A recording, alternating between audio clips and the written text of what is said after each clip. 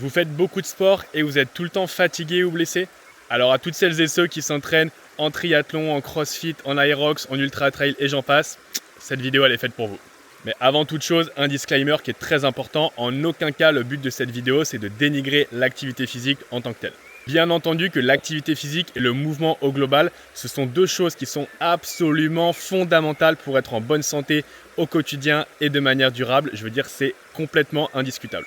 Mais comme très souvent, il s'agit d'une question de dose et d'en faire ni trop ni trop peu. Et n'en déplaise à certains, le trop de sport, eh bien oui, ça existe. Donc si vous constatez au quotidien que vous êtes tout le temps fatigué, que vous n'arrêtez pas de vous blesser dans votre pratique sportive, que par exemple vous tombez malade régulièrement, vous avez une baisse de libido, de motivation ou d'entrain, eh bien, il est fort possible que votre charge d'entraînement soit inadaptée par rapport à votre récupération. Et c'est encore plus probablement le cas si jamais vos apports énergétiques sont insuffisants derrière.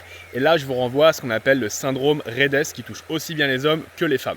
Parce que de mon point de vue, l'un des gros problèmes, c'est qu'on est énormément impacté aujourd'hui par le modèle du sport de haut niveau et du sport professionnel, surtout à l'ère de l'hypermédiatisation et des réseaux sociaux.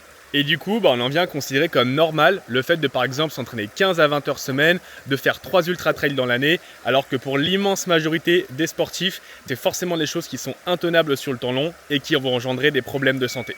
Donc en fait, le problème, c'est pas du tout de vouloir améliorer ses performances au travers de la pratique sportive, mais c'est le faire dans les mauvaises conditions, si je puis dire, ou avec un corps qui n'est pas du tout prêt pour ça.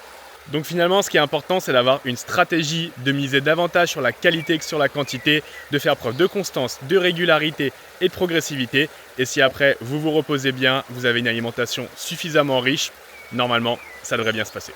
Allez, je vous dis à la prochaine pour un autre réel.